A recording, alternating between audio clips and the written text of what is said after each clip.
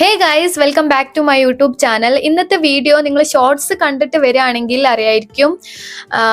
Just ഒരു talking എന്നുള്ള രീതിയിൽ ജസ്റ്റ് ഒന്ന് സംസാരിക്കാൻ വന്നതാണ് ഞാൻ. ഇങ്ങനത്തെ ഒരു വീഡിയോ നിങ്ങൾ ഇതുവരെ എൻ്റെ ഫീഡിൽ കണ്ടിട്ടുണ്ടാവില്ല. ഓക്കെ, അപ്പോൾ മെയിനായിട്ട് നമ്മുടെ സൊസൈറ്റിയിൽ ഇപ്പോൾ കണ്ടുവരുന്ന ഒരു സംഭവമാണ്, ഒരു ട്രെൻഡ് എന്ന് പറയാം. കല്യാണത്തിന് ചെക്കന് പെണ്ണിന് ഐഫോൺ കൊടുക്കുന്ന ഒരു പ്രതിഭാസം, ഒരു ഏർപ്പാട് എന്ന് പറയാം മലബാർ സ്ലാങ്ങിൽ. ഓക്കെ, അപ്പോൾ ഈ ഒരു സംഭവം മേ ബി എല്ലാവർക്കും പോസിബിൾ ആവണമെന്നില്ല. അതുകൊണ്ട് തന്നെ ഈ ഒരു കാരണത്താൽ സ്ട്രഗിൾ ചെയ്യുന്ന കുറെ ആൾക്കാരും ഉണ്ടായിരിക്കാം. അപ്പോൾ ജസ്റ്റ് ഇതിനെ കുറിച്ചൊന്ന് സംസാരിക്കാമെന്ന് വിചാരിച്ചു. മെയിനായിട്ട് as A girl, I M A 23-year-old girl. ഞാനിപ്പോൾ ഹിമാചലിൽ പോസ്റ്റ് ഗ്രാജുവേഷൻ പഠിച്ചുകൊണ്ടിരിക്കുകയാണ്. ഈ സമയത്ത് ഞാൻ സ്വന്തമായിട്ട് ഒരു ഐഫോൺ വാങ്ങിച്ചു. അതിന് ഞാൻ കല്യാണമൊന്നും കഴിച്ചിട്ടില്ല. ഞാൻ തന്നെ ഹാർഡ് വർക്ക് ചെയ്ത് ഞാൻ തന്നെ സ്വന്തം പൈസ ഉണ്ടാക്കിയിട്ട് വാങ്ങിച്ചതാണ്. സോ എനിക്ക് പറയാനുള്ളത്,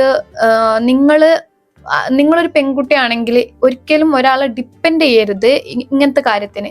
ഐ മീൻ, മാക്സിമം ട്രൈ ചെയ്യുക. നിങ്ങൾക്ക് സ്വന്തമായിട്ട് എന്തെങ്കിലുമൊക്കെ വാങ്ങിക്കാൻ പറ്റും, എന്തെങ്കിലുമൊക്കെ അച്ചീവ് ചെയ്യാൻ പറ്റും എന്നുള്ള കാര്യം നിങ്ങളൊന്ന് പ്രൂവ് ചെയ്ത് കാണിക്കണം. നമ്മുടെ സൊസൈറ്റിയിൽ മെയിൻലി മലബാർ സൈഡിൽ തന്നെ ഒരു യങ് സ്റ്റേജ്, ഒരു പെൺകുട്ടി ഒരു യങ് ആയിരിക്കുന്ന സമയത്ത് തന്നെ കേൾക്കുന്നത്, ഞാനും എക്സ്പീരിയൻസ് ചെയ്തിട്ടുണ്ട് ഈ ഒരു സംഭവം. നമുക്കൊരു ട്രിപ്പ് പോകണമെങ്കിൽ ആയിക്കോട്ടെ, നമുക്ക് എന്തെങ്കിലും വാങ്ങിക്കണമെങ്കിൽ ആയിക്കോട്ടെ, ഐ മീൻ വില പിടിപ്പുള്ള എന്തെങ്കിലും, ഇപ്പോൾ സ്കൂളിൽ നിന്ന് ഒരു ട്രിപ്പ് പോകണമെങ്കിൽ തന്നെ ആ സമയത്ത് ചില കുട്ടികളുടെ പാരൻസ് ആയിക്കോട്ടെ, അവരുടെ വേറെ ആരെങ്കിലും ആയിക്കോട്ടെ പറയുന്ന ഒരു സംഭവമാണ്, കല്യാണം കഴിഞ്ഞിട്ട് ചെക്കൻ്റെ കൂടെ പൊക്കോ, കല്യാണം കഴിഞ്ഞിട്ട് അത് ചെയ്തോ, കല്യാണം കഴിഞ്ഞിട്ട് ഇത് ചെയ്തോ, ഫുൾ കല്യാണം കഴിഞ്ഞിട്ട്. എന്തിനാണ് നമ്മളെല്ലാം കല്യാണം കഴിഞ്ഞിട്ട് എന്ന് പറഞ്ഞ് അവരെ പ്രോത്സാഹിപ്പിക്കണം. അതുകൊണ്ട് കൂടിയാണ് ഇങ്ങനത്തെ ഒരു പ്രതിഭാസം ഇപ്പോൾ ഇവിടെ നിലനിന്ന് വരുന്നത്. ഞാൻ റീസെന്റ് ഈ ഷോർട്സിൽ പറഞ്ഞായിരുന്നു, റീസെന്റ് ഒരു റീല് കണ്ടപ്പോൾ അതിൽ പറഞ്ഞത് ചെക്കന് ഒരു ഐഫോൺ വാങ്ങിച്ചു കൊടുക്കാൻ പറ്റാത്ത സാഹചര്യമായിരിക്കും. മേ ബി അത്രയും ഫിനാൻഷ്യലി ഓക്കെ ആയിട്ടുള്ള ചെക്കനായിരിക്കണം എന്നില്ല. അപ്പോൾ അത് പറഞ്ഞപ്പോൾ പെൺകുട്ടി കല്യാണം വേണ്ടാന്ന് വെച്ചു എന്ന്. അത് കേട്ടപ്പോൾ ഞാൻ ശരിക്കും ഷോക്കായി. എനിക്ക് ചിരി വന്നു, ബട്ട് ഞാൻ ചിന്തിക്കുകയാണ് ചെയ്തത്. കാരണം എന്താ വെച്ചാല്, എന്തിനാണ് നമ്മൾ ഒരാളെ ഡിപ്പെൻഡ് ചെയ്ത് ജീവിക്കണത്? എന്തായാലും ആ കുട്ടി അത് റിജക്ട് ചെയ്ത സ്ഥിതിക്ക് ആ ഫാമിലിയും കൂടി അത് റിജക്ട് ചെയ്യാൻ വേണ്ടിയിട്ട് സപ്പോർട്ട് ചെയ്തല്ലോ. എനിക്ക് തോന്നുന്നു ഇപ്പോൾ ആ ഒരു ട്രെൻഡ് വലുതായതുകൊണ്ട് തന്നെ ആൾക്കാർക്കും അങ്ങനെ ഒരു ചിന്തയായി. ഐ മീൻ, എല്ലാവരും ഐഫോൺ കിട്ടണം, അല്ലെങ്കിൽ ഇത്ര സംഭവങ്ങൾ കിട്ടണം, എന്നിട്ട് മാത്രമേ, ഇല്ലെങ്കിൽ അതിലെന്തോ ഒരു കുറവുണ്ട് എന്നുള്ളൊരു നിലക്കാണ് ആൾക്കാർ ഇതിനെ കാണുന്നത്. അപ്പോൾ ഈ ഒരു സംഭവം ഭയങ്കര വിയേർഡായിട്ടുള്ളൊരു സംഭവമാണ്. കാരണം നമ്മൾ ചിലപ്പോൾ ഇത് പറ്റാത്ത ആൾക്കാർക്ക് അത് ഭയങ്കര ബുദ്ധിമുട്ടുള്ള ഒരു കാര്യമായിരിക്കും. കാരണം എല്ലാവരും റിച്ച് ആയിട്ടുള്ള ആൾക്കാർ മാത്രമല്ലല്ലോ. എൻ്റെ 23 വയസ്സിൽ, അതായത് ഞാൻ ഇപ്പൊ പഠിച്ചുകൊണ്ടിരിക്കുകയാണ്. ഇപ്പൊ ഞാനൊരു ഐഫോൺ വാങ്ങിച്ചു. എൻ്റെ വീഡിയോസ് കാണുന്നവർക്ക് അറിയായിരിക്കും, ഞാൻ എൻ്റെ 18 വയസ്സ് മുതലേ ഫിനാൻഷ്യലി ഇൻഡിപെൻഡന്റ് ആവാൻ വേണ്ടിയിട്ട് കഷ്ടപ്പെട്ടുകൊണ്ടിരുന്ന ഒരാളാണ്. മേ ബി അതിന്റെ റിസൾട്ട് ആയിരിക്കാം ഇപ്പൊ എനിക്കൊരു ഐഫോൺ വാങ്ങിക്കാൻ പറ്റിയത്. എൻ്റെ വീഡിയോസ് കാണുന്നവര് നോട്ട് ചെയ്തിട്ടുണ്ടാവും, ഞാൻ ഫോട്ടോഗ്രാഫിയിൽ അത്യാവശ്യം കൂടുതൽ ഇൻട്രസ്റ്റഡ് ആയിട്ടുള്ള ഒരാളാണ്. ഞാനൊരു ഫീൽഡിൽ വർക്ക് ചെയ്തിട്ടുള്ളത് ആളാണ്. അതുകൊണ്ടാണ് എനിക്ക് ആദ്യം ആഗ്രഹം ഉണ്ടായിരുന്ന ഒരു ക്യാമറ വാങ്ങിക്കണം എന്നായിരുന്നു.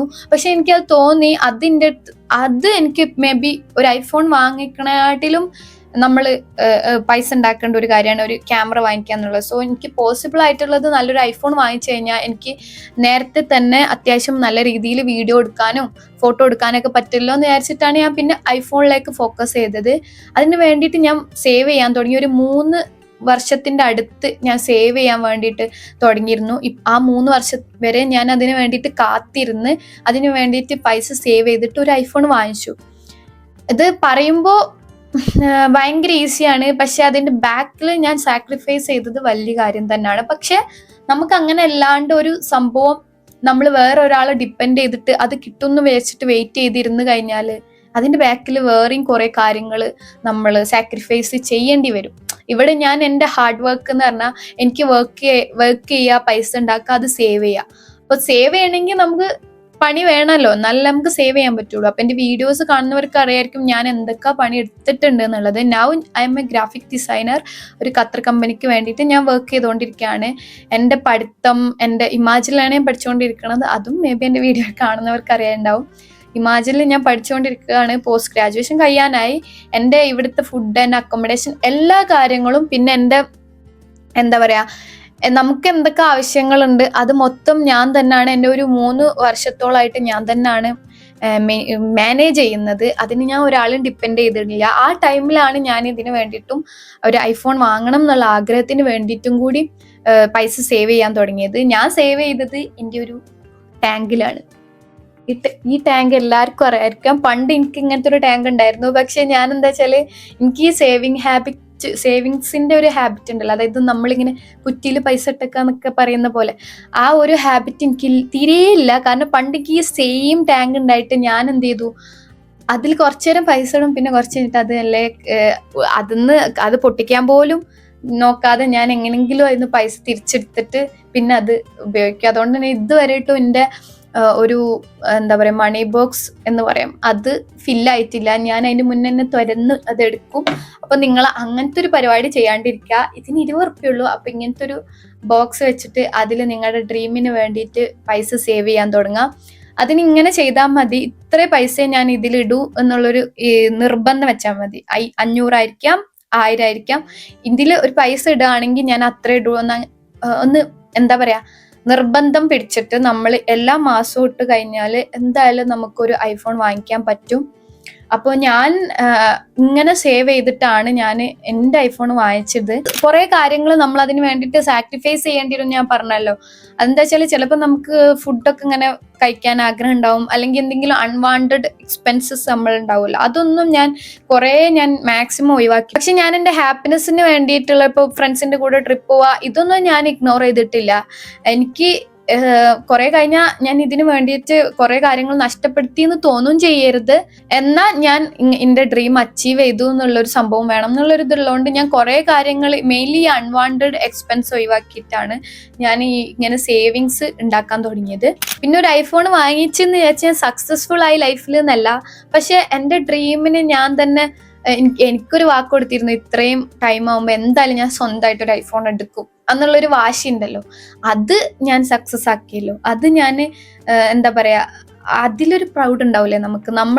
നമ്മളെ സെൽഫ് റെസ്പെക്ട് അങ്ങനത്തെ കാര്യങ്ങളൊക്കെ അവിടെ എന്താ പറയാ ഒന്നും കൂടി ഒന്ന് സ്ട്രോങ് ആവും. സോ നമുക്ക് എന്തെങ്കിലും വിചാരിച്ചു കഴിഞ്ഞാൽ നേടാൻ പറ്റും എന്നുള്ളൊരു അതിൻ്റെ ഒരു ചെറിയ സ്റ്റെപ്പാണിത്. ഇനി അതിന് മുകളിൽ ചെയ്യാൻ പറ്റും എന്നുള്ള കോൺഫിഡൻസ് കിട്ടാൻ ഇങ്ങനത്തെ ഒരു സംഭവം ഹെൽപ്ഫുൾ ആയിരിക്കും. നമ്മൾ എന്തെങ്കിലും ഡ്രീം ചെയ്തിട്ട് അത് അച്ചീവ് ചെയ്യുമ്പോൾ. ഓക്കെ, ഞാനും ഒരു മിഡിൽ ക്ലാസ് ഫാമിലിയിൽ നിന്നാണ് വരുന്നത്. എനിക്കൊക്കെ വില കൂടിയ ഒരു സംഭവം വാങ്ങാന്ന് പറഞ്ഞാൽ സ്വപ്നം പോലും കാണാൻ പറ്റാത്തൊരു സിറ്റുവേഷൻ ആയിരുന്നു.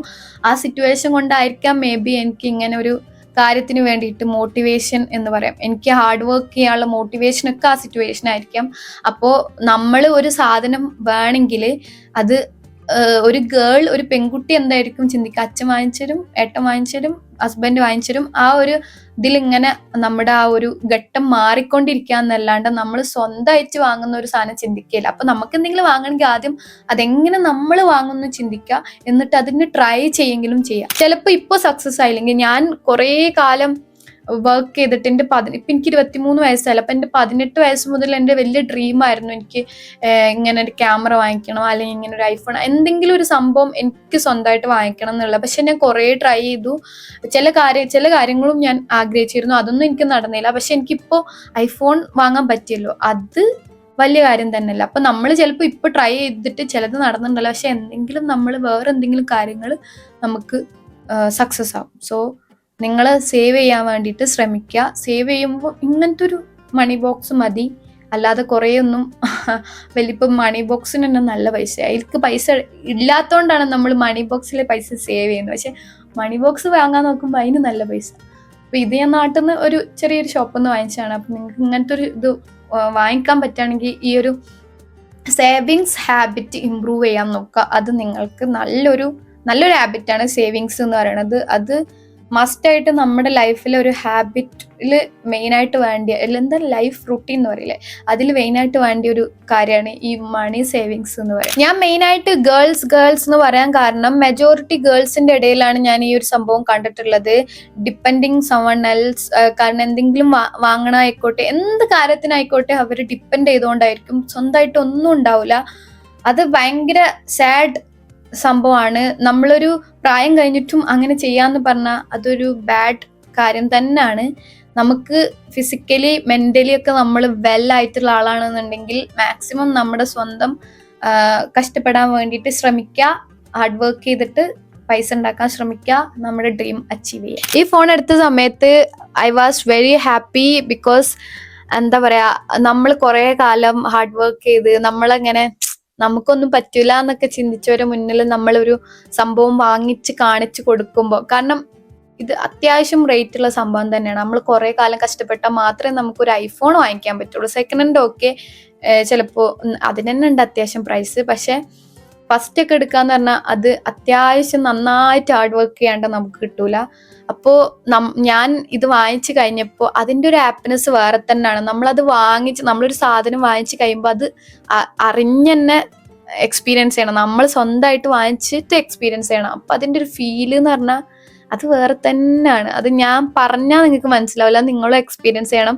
കാരണം ആ എക്സ്പീരിയൻസ് നല്ല രസമാണ്, അതൊരു കിക്കാണെന്ന് പറയാം. അപ്പൊ അത്രയ്ക്ക് ഉള്ളൂ എനിക്ക് ഈ വീഡിയോയിൽ പറയാൻ. കുറെ എക്സ്പ്ലെയിൻ ചെയ്ത് ഞാൻ ബോറാക്കുന്നില്ല.